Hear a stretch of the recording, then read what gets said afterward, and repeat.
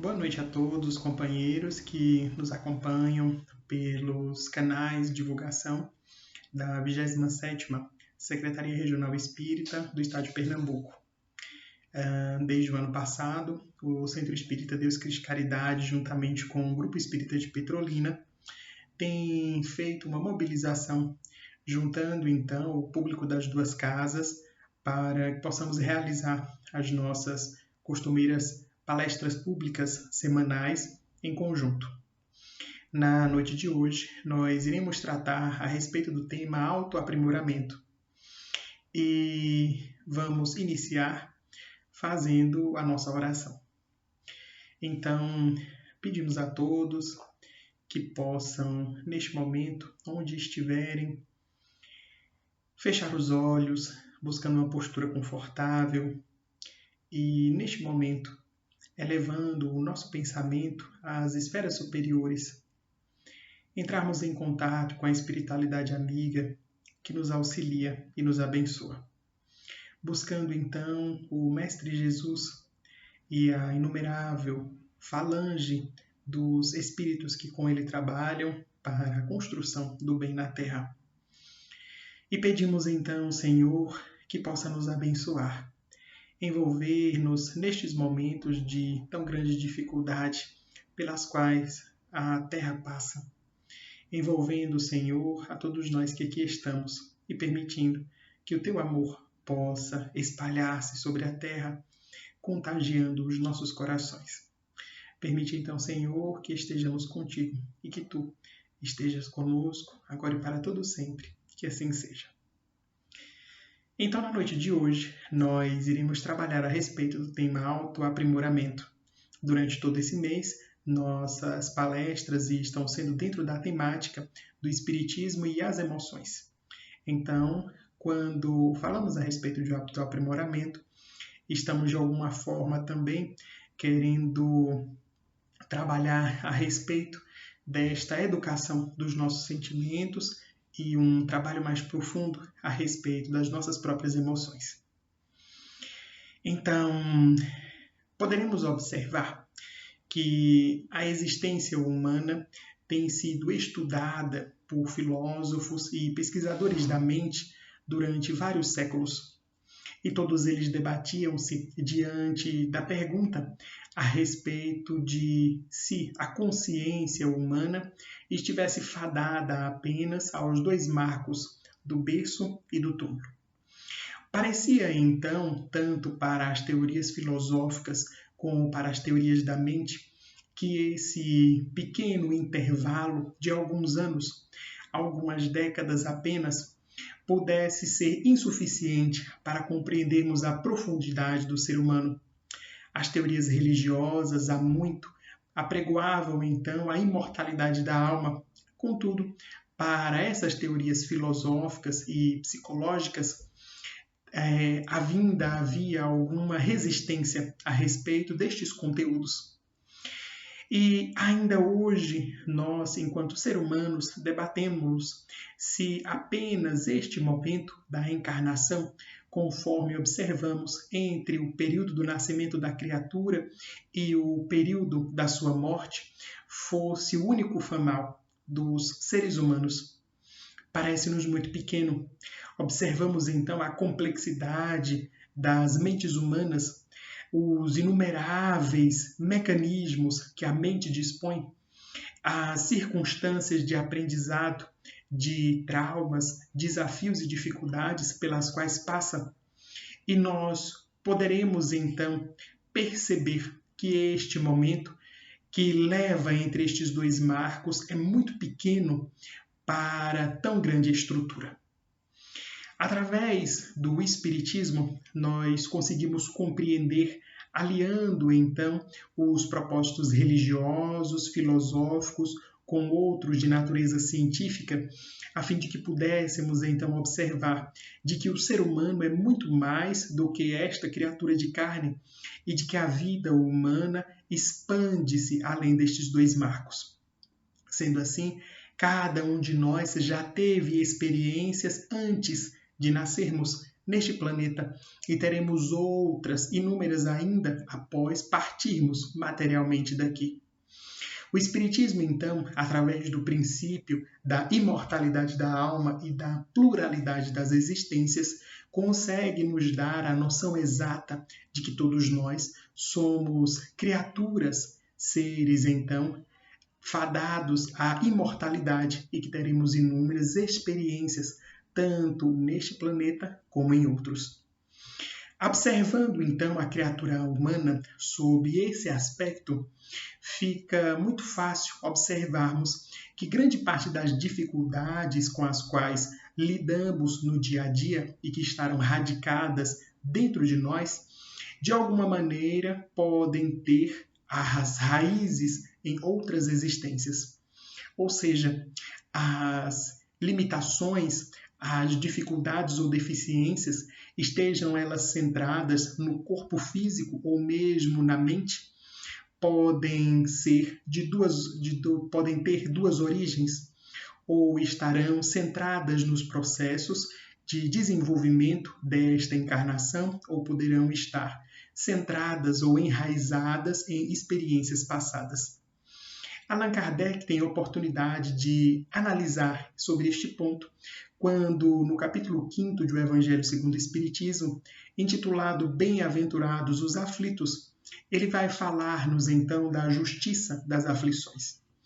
O que Allan Kardec coloca ali como sendo as aflições, dores ou desafios da alma, nós aqui entenderemos como estas circunstâncias.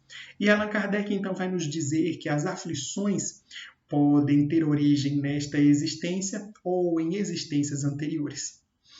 Quando observamos toda a imensidade da mente humana e dos processos de desenvolvimento dela, teremos condições de, pelo menos superficialmente, compreendermos que muito daquilo que temos está, então, radicado nestes dois pontos, ou nas experiências da existência atual ou de outras existências. O certo é que todos nós sofremos. De alguma maneira, estas tribulações, que poderíamos chamar de também aflições, como desafios, dores ou os problemas da alma, estão distribuídos entre todas as criaturas humanas. O próprio Jesus teve a oportunidade de dizer: no mundo só tereis aflições. Ele falava então a respeito da experiência humana, que de alguma maneira vai falar-nos sobre este sofrimento. Dentro da filosofia budista, teremos então o princípio de que viver é sofrer. O sofrimento é inerente à existência humana. Então, dentro dessas condições, perceberemos que todos nós somos criaturas assolados pelo sofrimento, em maior ou menor grau. E este é um ponto capital para podermos entender tanto estas doutrinas filosóficas como religiosas. É certo que praticamente não haverá dúvida de que sofremos. A pergunta, ou o passo seguinte, é podermos estabelecer como conseguimos libertar-nos deste sofrimento.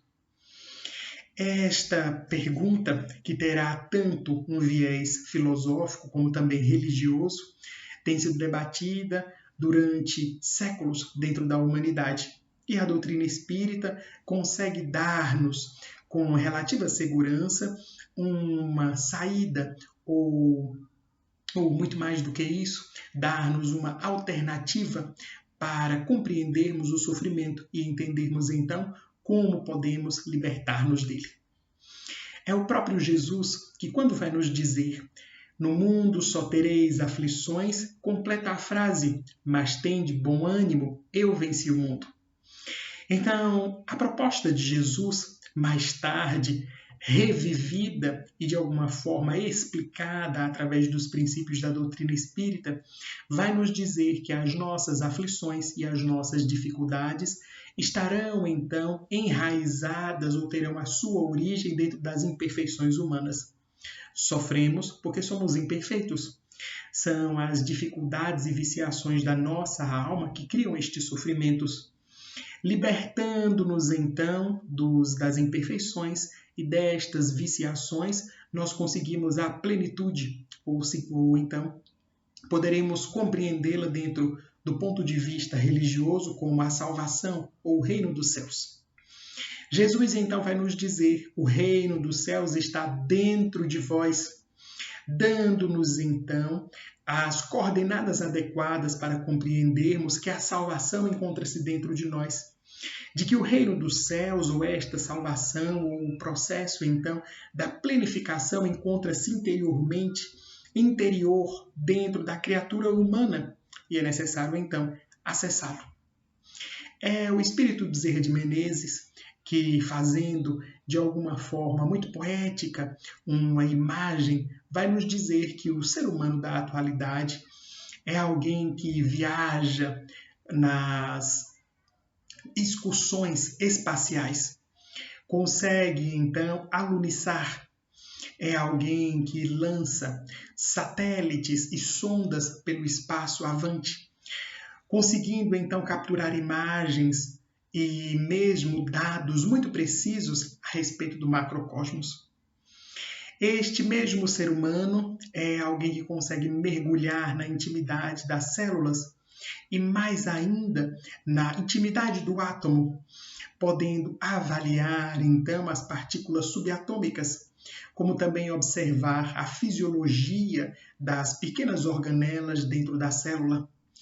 É o mesmo ser humano que invade a intimidade do DNA, do código genético, que consegue fazer modificações em um ou outro destes pontos.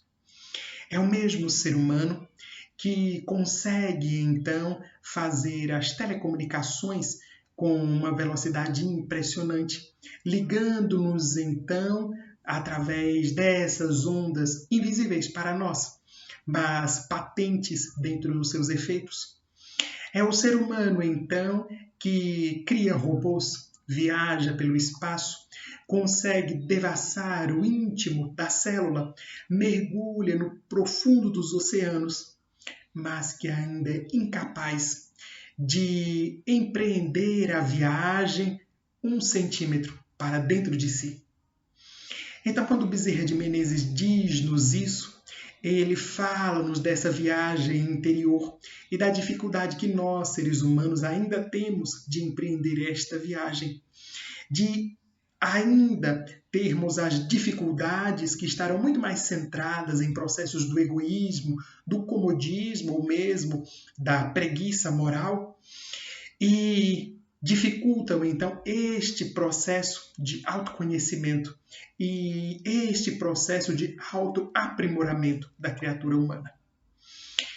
A benfeitora Joana de Ângeles vai, no seu livro intitulado Autoaprimoramento, uma busca interior, traçar alguns pontos ou alguns passos que de alguma maneira conseguem simbolizar ou tornar de uma maneira mais pedagógica esta viagem interior a respeito então da mudança da criatura humana. E ela fala-nos a respeito desses aspectos, colocando que autoaprimoramento e autoconhecimento são, na realidade, 2 aspectos de um mesmo processo, que é este processo da evolução.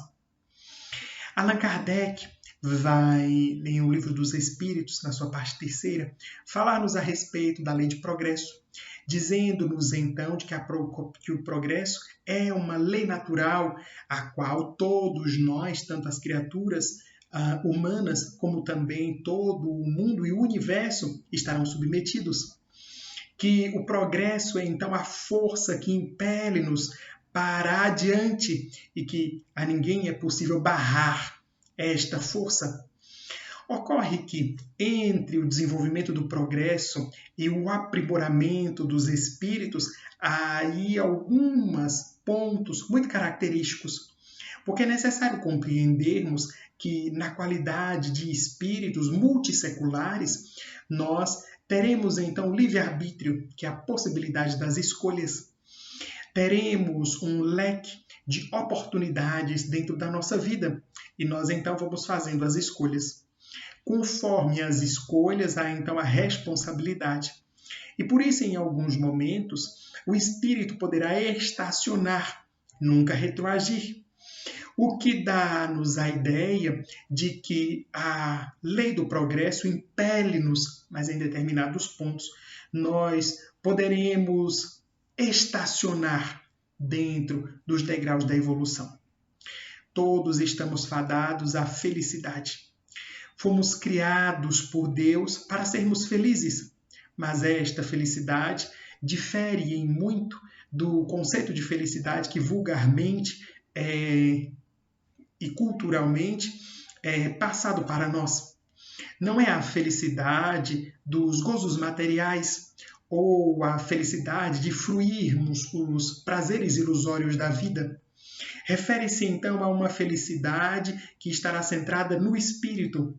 É a felicidade que plenifica de dentro para fora. Não é a felicidade, então, que estará nas comidas ou bebidas do mundo.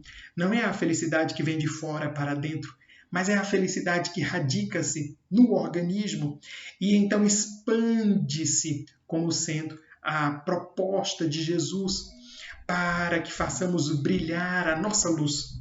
Então, esta luz é a felicidade. E então, a benfeitora Joana de Ângeles vai nos dizer que o primeiro passo para este processo do crescimento é a insatisfação em relação ao ponto em que estamos dentro da vida.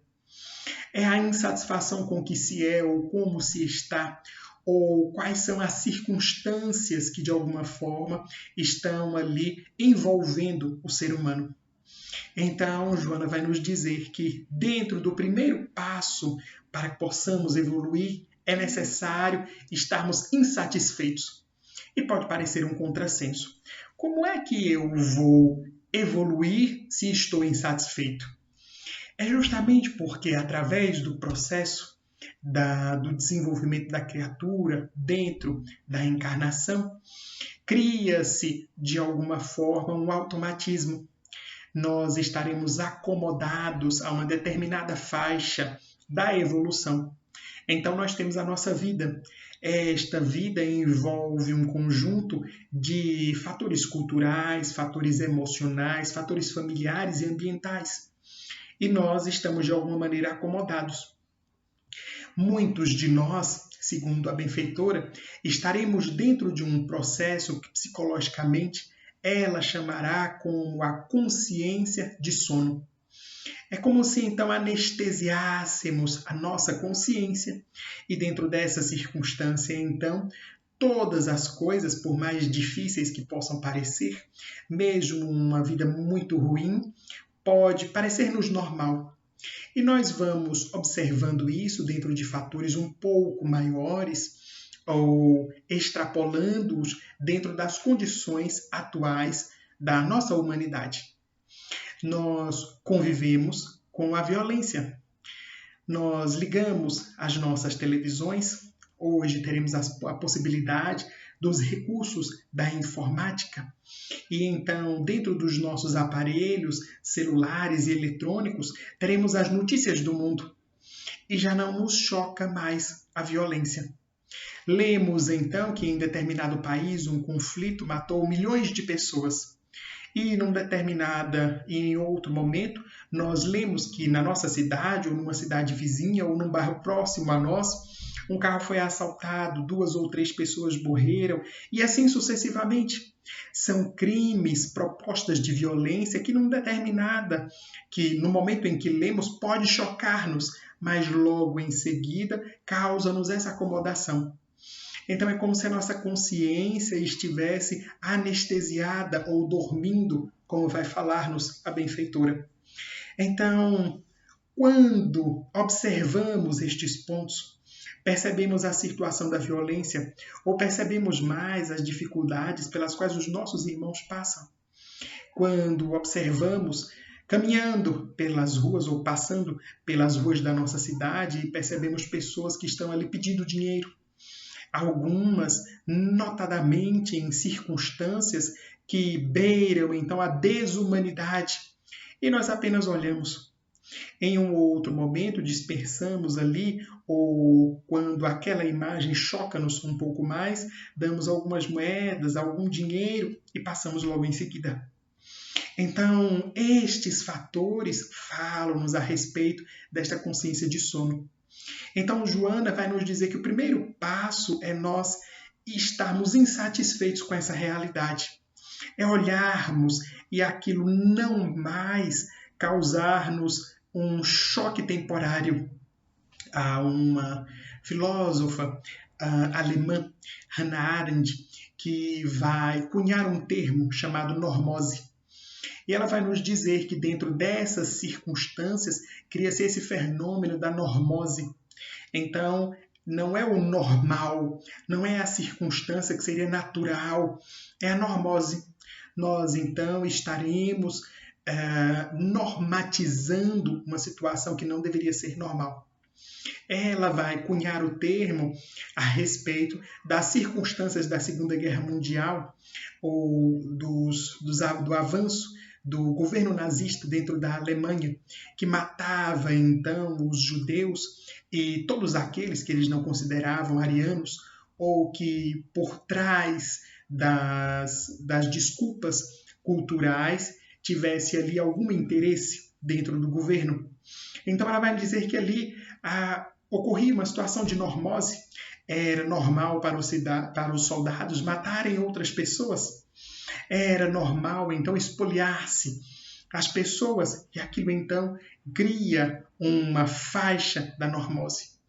Então Joana vai nos dizer que o primeiro ponto é ficarmos insatisfeitos em relação a este momento. Então, a insatisfação, não suportarmos ou não aceitarmos aquele momento. E aí, então, essa insatisfação pelo que estamos vendo, vivenciando ou pelo que somos. Então, vivemos dentro de uma reta ou de uma linha ali. E em determinado momento nós cansamos. Cansamos daquilo que somos, de como estamos vivendo, de como então estaremos dentro do mundo. E é essa insatisfação, segundo a nossa benfeitora, que vai então ser o primeiro passo dentro da mudança de comportamento. Nós conseguimos observar dentro da natureza alguns destes pontos que remetem-nos à insatisfação.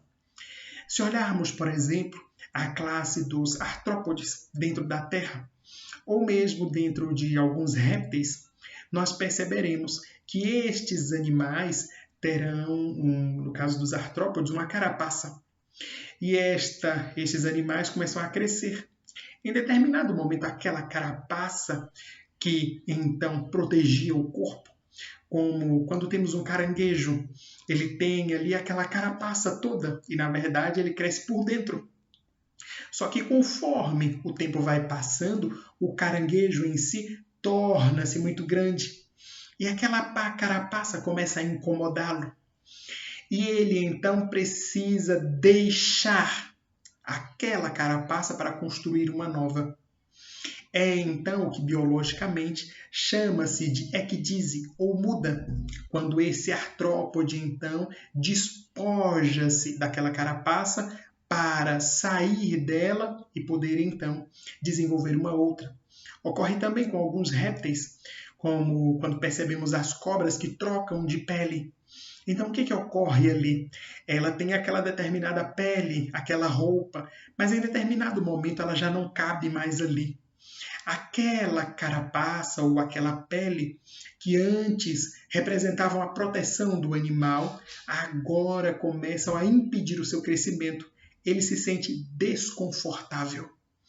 E ali naquele momento do desconforto, ele então precisa abandonar aquela velha roupagem para construir uma nova. Então as cobras trocam de pele, os artrópodes então deixam as suas carapaças para poderem libertar-se e construir uma nova. Então é este ponto da insatisfação. É o momento então em que você não aguenta mais a realidade. Este será o primeiro ponto. Mas a benfeitora dirá então que este ponto deverá ser seguido por um segundo, que é o desejo de então amadurecer ou o desejo de mudar. Não adianta apenas inconformarmos-nos ou estarmos insatisfeitos, é necessário que essa inconformação seja seguida, então, pelo desejo de melhorarmos. E neste segundo ponto, então, nós desenvolvemos o desejo de sermos melhores. Então, o primeiro momento, inconformarmos. O segundo, desejarmos, então, mudar. E ali, dentro daquela conduta, nós vamos aos poucos conseguindo nos desenvolver. E aí ela vai seguindo dentro da linha que, depois desse desejo, é necessário a persistência. Então, nós nos inconformamos, queremos mudar a realidade, seja a realidade individual, seja a realidade coletiva, ou mesmo uma realidade do cenário, do ambiente no qual estamos vivenciando. Desejamos, é necessário ter persistência. Vai nos dizer o Espírito Emmanuel que a virtude é o resultado, então, das experiências que acumulamos as experiências positivas que acumulamos através do tempo. Então, o ser virtuoso não é alguém que nasce do dia para a noite. É alguém que acumula as experiências de sucesso e aos poucos elas transformam-se na virtude ou no hábito positivo. Da mesma maneira que adquirimos hábitos viciosos e vamos então podendo também criar hábitos que são os hábitos libertadores. São os hábitos renovadores que conseguem então transformar a criatura humana. Nada começa, as coisas não modificam-se então do dia para a noite, mas através de pequenos passos, pequenas atitudes, persistindo então no bem, nós conseguimos transformarmos-nos. Então a benfeitora Joana de Ângeles vai nos dizer a respeito dessa proposta da insatisfação, do desejo do bem e da persistência para modificarmos e para podermos nos melhorar. Mas ela vai nos dizer que é necessário ter uma disposição para o bem. Ou seja, querermos, de alguma maneira, entendermos a necessidade de podermos melhorarmos-nos, de podermos, então, ter essa disposição. E ali, dentro dessa disposição, nós poderíamos entender como sendo a energia para mudar.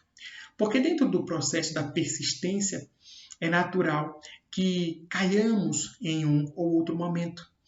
A falência das nossas forças e dos nossos recursos é algo totalmente humano e que poderemos compreender como sendo um processo natural dentro desse desenvolvimento.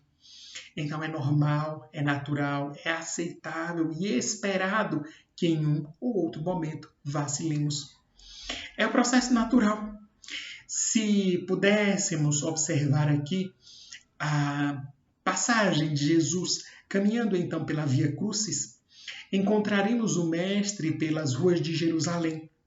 Uma vez então, coroado de espinhos, tendo o seu corpo sido vilipendiado pelos centuriões romanos, coberto então com um manto que representava ali a humilhação humana e carregando o madeiro. E Jesus, em determinado momento daquela caminhada da Via Crucis, também sente as energias do corpo desfalecerem. O Mestre, então, cai ao meio do caminho.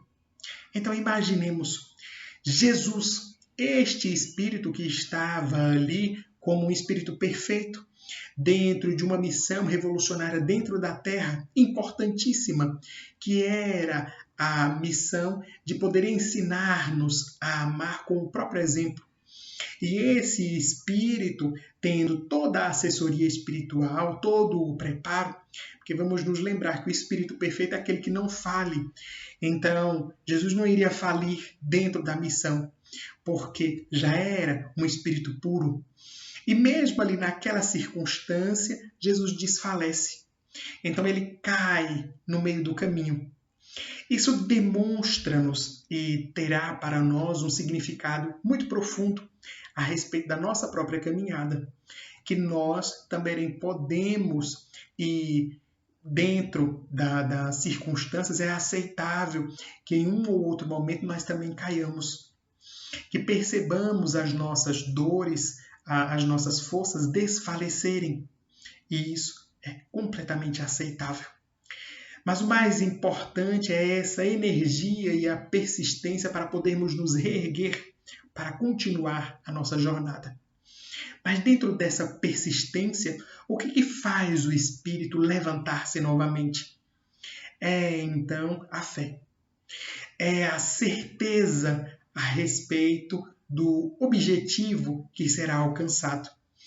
Apenas aquele que possui então a fé pode levantar-se. Então é esta fé que energiza a criatura, que lhe dá a força necessária para que ela possa levantar-se, para que ele possa reerguer-se dentro da sua trajetória e então recuperar as suas energias. E aí nós vamos lá dentro do Evangelho segundo o Espiritismo pescarmos uma pequena mensagem intitulada Fé, Mãe da Esperança e da Caridade, onde então o Espírito que assina a página vai falar-nos a respeito desta fé que é mãe da esperança e da caridade. Porque então a fé dá-nos esta força para podermos continuar a caminhada. Ela, a mãe da esperança, porque então aqueles que têm fé terão também esperança. E aqueles que têm fé também nas outras criaturas, sabendo que todas as circunstâncias, por mais difíceis que possam parecer, todas elas podem diluir-se dentro do passar do tempo e que todas elas, então, terão a oportunidade de melhorarem ou de serem melhores. Então, por isso, é também a mãe da caridade. Quando percebemos estas circunstâncias da fé, nós começamos a compreender que a pessoa que tem fé é aquele que também vai ajudar os outros, porque sabe que como ele, como cada um de nós, pode cair, o momento da dificuldade do outro ou da sua fraqueza é o momento da sua queda, mas é a fé também de que o outro possa melhorar-se. Então nós auxiliamos e ajudamos as outras pessoas porque temos fé que aquela pessoa irá recuperar-se, que aquelas dificuldades também que ela vivencia, não só as que nós vivenciamos, são temporárias e que passarão.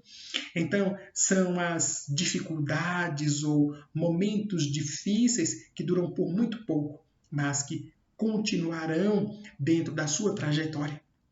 Então é importantíssimo compreendermos que o processo pode iniciar-se com a insatisfação, mas requer de nós a disposição para mudar, requererá de nós então a perseverança e requererá de nós então este momento de reenergizarmos-nos, ou de termos a fé. A doutrina espírita consegue dar-nos não só a fé, mas uma fé raciocinada, porque vai nos dizer então que não importa quais sejam as dificuldades que vivenciamos hoje. Quando Allan Kardec trata a respeito dessa justiça das aflições, é interessante notarmos que o mais importante não é sabermos quando as nossas aflições se iniciaram. Então, não é o mais importante fazermos a investigação a respeito de se o que eu estou vivenciando hoje é algo que plantei nesta existência ou estou colhendo aquilo que plantei em outras existências. O mais importante não é isso. O mais importante é sabermos que não importa quais sejam as causas do nosso sofrimento, nós então conseguiremos passar por ele. Não importam quais sejam as nossas dores, as nossas dificuldades, nós conseguiremos atravessá-las e vencê-las, porque nós estaremos fadados à perfeição. Estaremos fadados, então, a esta angelitude, ou este momento da plenificação de todas as almas. Então, quando o Espiritismo fala-nos a respeito disso, dando-nos, então, as justificativas, digamos assim, ou conseguindo comprovar-nos o porquê deste processo de ascensão, dizendo-nos então da lei de progresso, dizendo-nos então a respeito da responsabilidade que cada um de nós tem sobre os seus atos, isto reaviva-nos a nossa fé. Então, fala-nos a respeito justamente de que nós deveremos continuar a nossa caminhada, que não importam quais sejam estes problemas ou desafios, todos eles serão solucionados mais cedo ou mais tarde. É óbvio que enquanto estamos passando pela dificuldade, enquanto então estamos atravessando os momentos difíceis, isso requererá de nós uma maior soma de esforço. Nós estamos vivenciando ainda a pandemia pela Covid-19 e isso demonstra-nos de que maneira toda a humanidade passou por momentos muito difíceis. E em quantos momentos, ainda no ano passado, nós não tínhamos ainda uma esperança tão próxima como a temos hoje a respeito da vacina, a respeito, então, de uma volta à normalidade, seguindo agora outros protocolos, tanto de imunização quanto de proteção individual.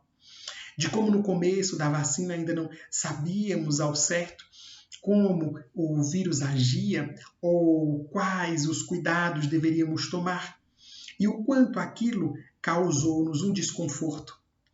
Mas, naquele momento, nós já poderíamos, embora não tivéssemos ainda as orientações adequadas, científicas a respeito de como podermos quebrar esta cadeia, ou a respeito de como lidarmos e tratarmos a respeito da Covid, lá no início, ainda assim era possível ter fé.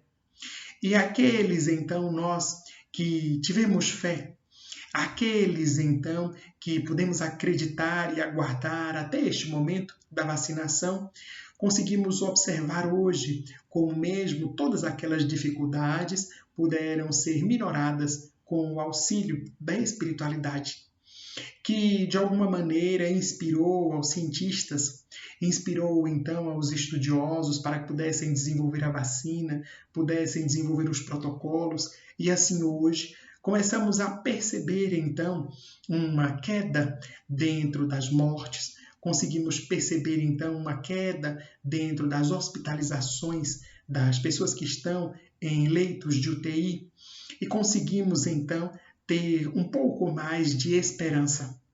Então, esta fé, lá no início da pandemia, de alguma forma dizia-nos que, mesmo estando vivenciando naquele momento uma circunstância muito mais difícil do que aquela que vivenciamos hoje, deveríamos então manter essa perseverança.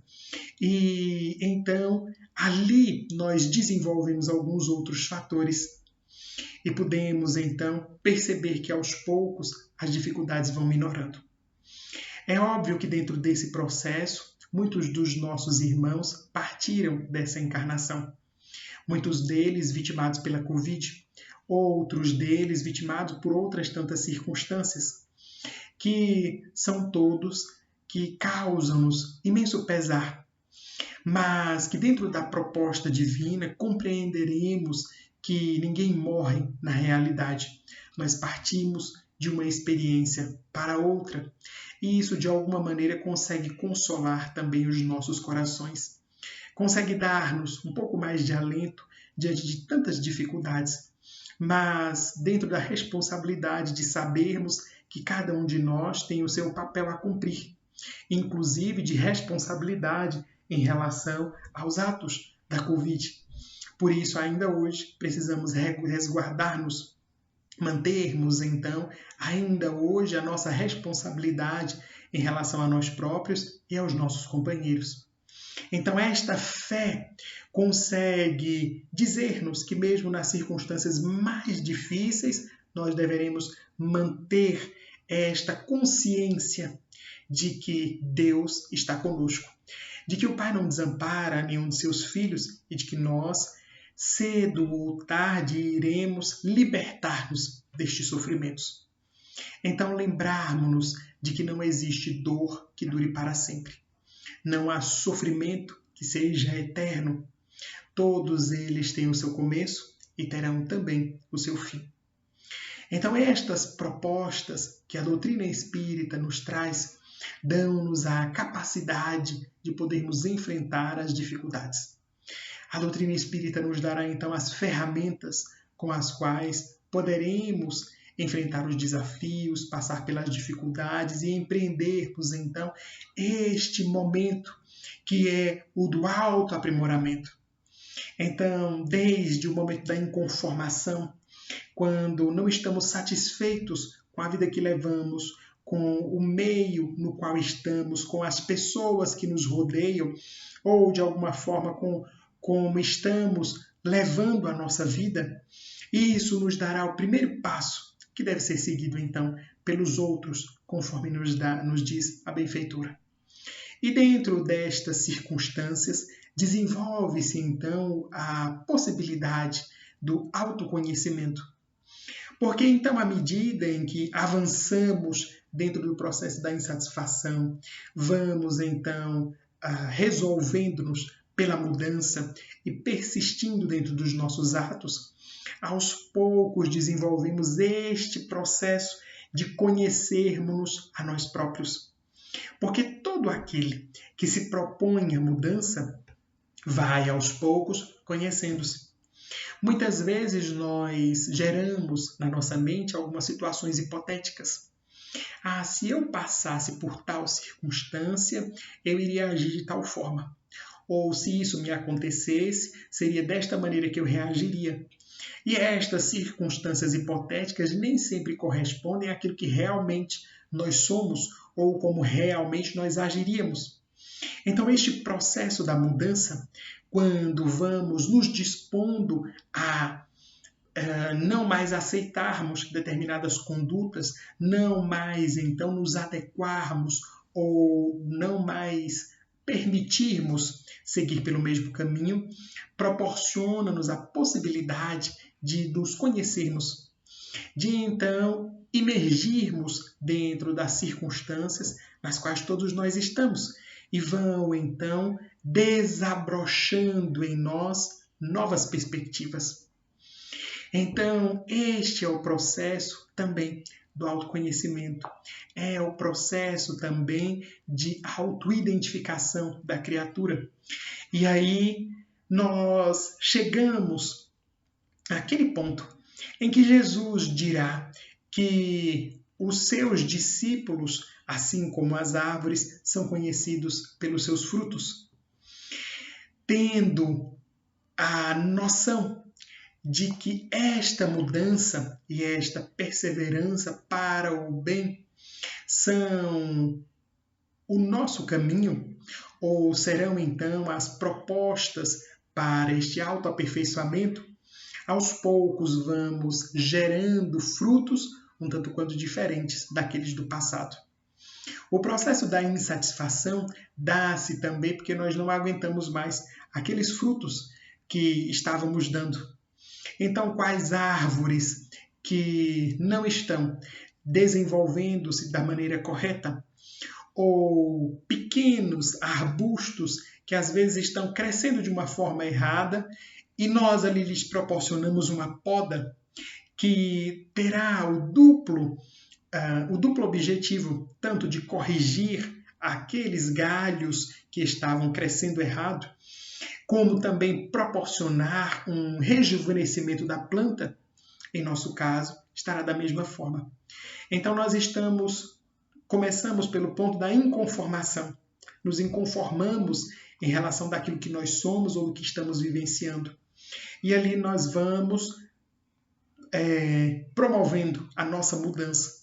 E essa mudança corresponde, então, a esta poda, onde vamos cortando alguns dos nossos maus hábitos, dos comportamentos viciosos que desenvolvemos e proporcionamos, então, o crescimento de outros galhos que agora serão os comportamentos positivos, as atitudes, então, ideais dentro do comportamento humano que possibilitarão àquela árvore ou àquela criatura dar frutos que sejam novos. Então, aos poucos, vamos gerando frutos novos. Frutos, então, que estabeleçam e possam reconhecer-nos, que possibilitem, então, a nossa identificação na qualidade destes servos do Cristo. Reconhecê-los-eis pelos frutos, ou reconhecê-los-eis, então, pela forma como tratarão os outros, como lidarão dentro da terra. E este ponto, então, é o ponto da nossa modificação. Durante esta trajetória que corresponde ao autoaprimoramento do espírito, deste companheiro, então, que modifica a sua reta e modifica, então, a sua trajetória, ele vai aos poucos gerando alguns destes frutos positivos que possam, então, fazê-lo reconhecer como sendo um dos filhos de Deus. É notável observarmos que dentro da vivência daqueles que se predisporam a seguir o Cristo, estes passos que a benfeitora que nos diz são quase que repetitivos e demonstram-nos tanto a profundidade da proposta que a benfeitora nos apresenta, como também esta profundidade e a força do Evangelho de Jesus. Conta-se que Madre Teresa de Calcutá havia ingressado dentro da Irmandade, então, fazendo o voto de poder, de alguma maneira, ali, renunciar ao mundo para vivenciar a ordem religiosa. E ela, então, orava na mesma capela durante anos. Passava, então, as suas meditações como era de praxe dentro da sua ordem. E naquela capela havia, então, os bancos dispostos para a frente do altar, no qual encontrava-se um crucifixo com uma imagem de Jesus pregada, fixada nele. E sob a imagem, então, havia uma pequena tabueta escrita "Eu tenho sede", que relembrava, então, os textos evangélicos, quando Jesus pede aos centuriões romanos um pouco de água e estes lhe oferecem vinagre. E conta-se que em determinado momento, a Madre Teresa, fazendo as suas orações habituais, em tantas outras vezes estivera naquele altar, enquanto tantas outras oportunidades estivera naquela mesma capela. Ela olha então para a imagem de Jesus, lê então a tabueta, como já havia feito há muitas vezes, mas naquele momento foi diferente. E ela lê então, "Eu tenho sede". E naquele momento ocorre este processo que é de insatisfação, ou que dentro da psicologia poderia se chamar de insight, ou de iluminação. E ela então cai em si. Respira e é como se algo a houvesse tomado.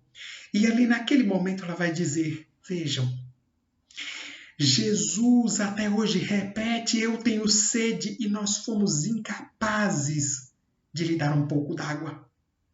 E naquele momento ela sai então às ruas para poder dar água às pessoas, dar-lhes alimento. Porque ela então compreendia que não era Jesus que estava ali naquela imagem, mas era o Jesus que estava nas calçadas. Era o Jesus que se encontrava entre as pessoas em situação de rua, entre aqueles então que estavam para morrer. E assim, naquele momento de insight, que começa então na insatisfação de observar Jesus que repetia dia após dia, "Eu tenho sede", que nasce então o trabalho das Irmãs de Caridade. Ela então vai mudar-se para Calcutá. Ali, juntamente com outras irmãs, iria dentro da Índia ocupar alguns casarões antigos que estavam abandonados. E a sua tarefa primordial era dar dignidade às pessoas pelo menos que fosse no momento de morrer. Havia nas ruas de Calcutá e em toda a Índia uma quantidade inumerável de pessoas, um caldeirão humano que misturava não apenas religiões como culturas muito distintas.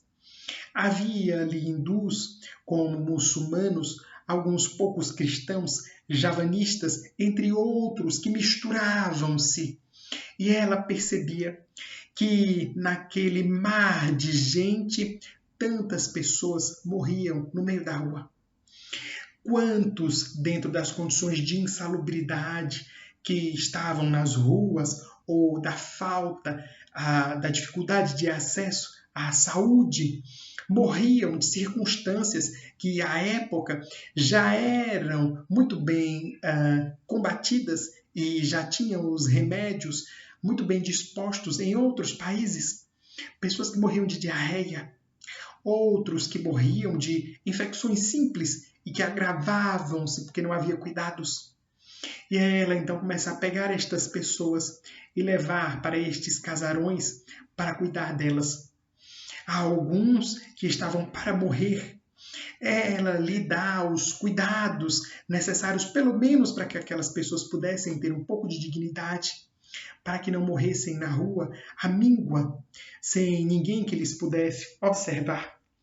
Os hindus tinham verdadeira aversão aos cadáveres e aos doentes, porque os consideravam imundos e não queria sequer tocá-los ou estar no mesmo ambiente que eles. Os muçulmanos, por outro lado, tinham algumas rixas religiosas e ideológicas que, em algumas circunstâncias, não lhes permitia cuidar de alguns daqueles. E então gerava-se aquele clima de desumanidade, de pessoas então indiferentes com a dor do outro. E Madre Teresa então busca a humanidade, de observar as pessoas então, não pelos deuses ou pela crença, pela raça ou pelos títulos de enobrecimento, mas por identificar nelas Jesus. Há uma história a respeito dela que tornou-se emblemática. Ela, passeando pelas ruas de Calcutá com olhos muito atentos a respeito daqueles que sofriam, vai buscar alguém na rua. Um homem caído, leva-o então para um dos abrigos. Ali lhe dá um pouco de água, um caldo onde fora cozinhado algumas verduras e que pudesse ser-lhe ali um pouco de sustento. E o homem aos poucos vai recobrando as energias, aos poucos recobra os sentidos e vai reconhecê-la como sendo aquela que o salvou na rua. E de ascendência hindu, ele olha para ela e vai lhe perguntar: quem é o teu Deus? Os hindus têm mais de 300 deuses, entre os mais conhecidos. Então ele, dentro da sua mentalidade teológica de muitos deuses, acredita que aquela mulher então adorasse um Deus diferente. E ele procura então quem seria o Deus dela para que ele também pudesse adorar. De certo que o Deus que ela adorava e que lhe proporcionou este cuidado e esta caridade fosse um Deus por excelência. E ele então pergunta: quem é o teu Deus? Ela olha para ele e vai lhe dizer: o meu Deus é você. Porque é então a você que eu dedico o meu carinho, o meu amor, a minha adoração. Então observemos como ali estava uma alma grandiosa, uma alma então que consegue compreender e enxergar Deus dentro do seu irmão, dentro daquele que sofre, dentro daquele que está numa situação muito difícil, de alguém, de alguma maneira, que ali pudesse dedicar o seu amor e adorar aquele. Recordemo-nos das palavras de Jesus, falando-nos então de que tanto aqueles que estavam sem teto, com fome, aqueles que estavam sem vestuário ou aqueles que estavam presos, estes todos representavam a ele. Então, o Mestre ali estava nestas criaturas. Então, Jesus, conforme ocorreu a Madre Teresa, ainda hoje repete-nos: eu tenho sede. E poderíamos acrescentar, ainda hoje ele vai dizer: eu tenho fome de amor, eu tenho fome de pão, tenho fome de vestuário, tenho fome de afeto. A proposta do autoaprimoramento é a proposta de mergulharmos em nós mesmos, de compreendermos que todos somos centelhas do amor divino e que é este amor que envolve a cada uma das criaturas. É também a proposta de aprendermos a amar, de podermos desenvolver então estes fatores do amor sem medida, do amor que reconhece e enxerga Deus em cada um dos semelhantes. Que possamos então tornarmos ou criarmos a insatisfação. Não nos acomodarmos mais à situação onde estamos. Possamos estar desconfortáveis, possamos estar insatisfeitos para iniciarmos a nossa mudança. A mudança, então, que corresponde ao crescimento interior, à identificação dos fatores de crescimento em cada um de nós. A caminhada que inicia-se nessa inconformação, mas que termina pelo cultivo e pela aquisição das virtudes no nosso comportamento. Então, são estes os nossos pontos para a reflexão da noite. Nós iremos agora fazer a nossa prece. E, neste momento, vamos canalizar as nossas energias para o nosso país. Então, fechando os nossos olhos, vamos agradecer a Deus pela oportunidade de estarmos aqui. Agradecermos a Ele pelo dom da vida, mas pedir-lhe hoje, como temos feito sempre, para que possa iluminar o nosso planeta, abençoando, Senhor, as nações que encontram-se em conflito, mas abençoando também, Senhor, a nós, que encontramos-nos também em situação difícil. O nosso país, que vê os números da violência aumentarem. O nosso país, que percebe o número daqueles que passam fome, daqueles que estão doentes, desempregados e desabrigados, crescerem. E nós lhe pedimos, Senhor, a fim de que possa abençoar-nos, a fim de que coletivamente todos possamos contribuir para a melhora deste cenário, envolvendo, Senhor, aos nossos governantes, mas envolvendo também a cada um de nós. Abençoa-nos, Senhor Deus, e permite-nos estarmos sempre envolvidos pelo Teu amor e imbuídos e iluminados pelo Evangelho de Jesus. Que assim seja. Então, muita paz a todos, fiquem todos com Deus.